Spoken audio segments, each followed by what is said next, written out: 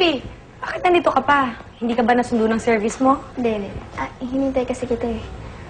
Sabay ka sa akin? Tara na. Hindi. Hindi mo pa kasi sinasagot yung tanong ko sa'yo kagabi. Gusto ko lang naman malaman kung sino talaga yung nanay ko eh. Para pag tinawag ulit ako sa school, makasagot ko na sila kung sino ba talaga yung nanay ko. Kaya sige na ako, sabihin mo na sa akin. Baby, wala namang point para tanungin mo kung sino siya kasi hindi ko alam kung nasan siya.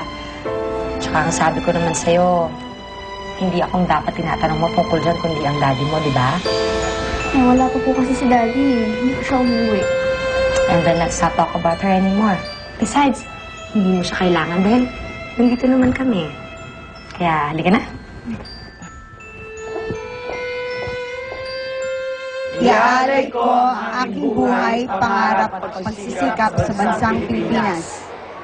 Okay, students, pwede na kayong bumalik sa klase ninyo. Huwag maingay. Miss Ida, may pinapasabi nga pala si Miss T. Ano yun?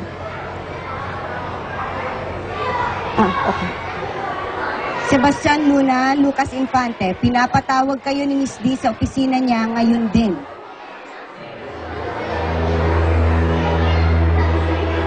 Hindi ko po talaga alam na na-aksidente si Jimbo, tita.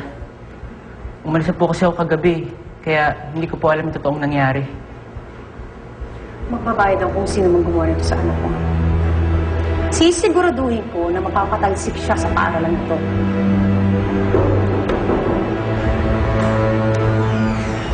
Good morning po. Nandun po sina Lucas at Baste. Baka alam po nila yung totoong nangyari. Bumukha ko nga yung mga batang to.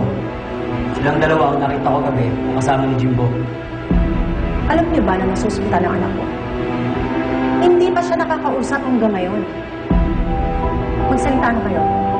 Anong nangyari kagabi? At sinong nanakit kay Jimbo?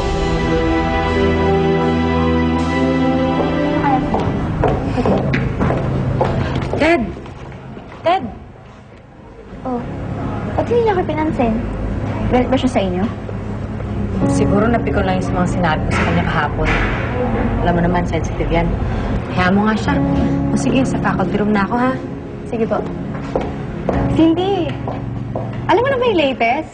Ha? Kasi nga raw, si Jimbo, natagpuan si Jim na walang malay kagabi. Kaya pala pinatawag ni Mrs. D sina Lucas at Baste. Ha? Si Lucas siya si Basta nasa office ni Mrs. D? Oo, may alam nata sila sa nangyari kay Jimbo. Talaga? Oo, di ba? Saglit lang ha.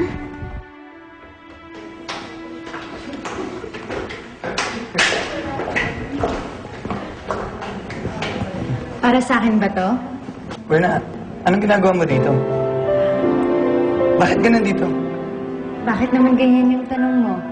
Hindi mo ba ako na-miss?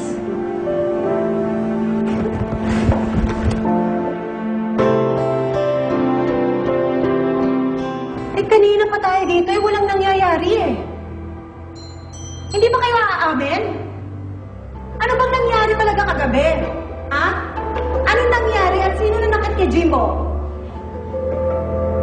Kayong dalawa! Hindi ba kayo magsasalita? Gusto nyo isuspend ko kayo pareho? Tama na po, ma'am. Naamin na po ako. Ano aminin mo? Ako po sumuntok kay Jimbo. Wala po siyang kasalanan.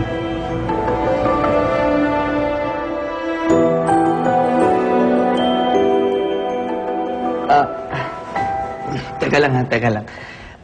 Hindi para sa'yo to eh. What? Don't tell me pinagpalit mo naman ako kagad. Hindi ba cool off lang tayo? Cool off.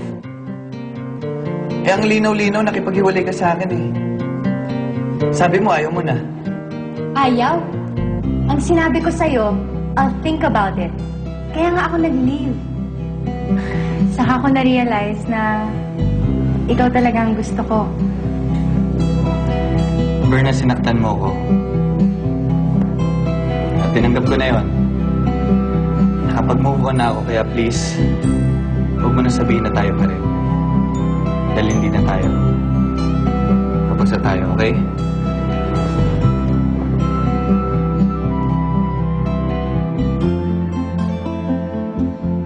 So ikaw! Ikaw ang nanakit sa anak ko! Ha? Ako nga po. Wala po siyang kasalanan. Bahala po kayo kung anong parusa bibigyan niyo sa akin. Tatanggapin ko po. Eh talaga lang mapaparusahan ka? You're going to be expelled.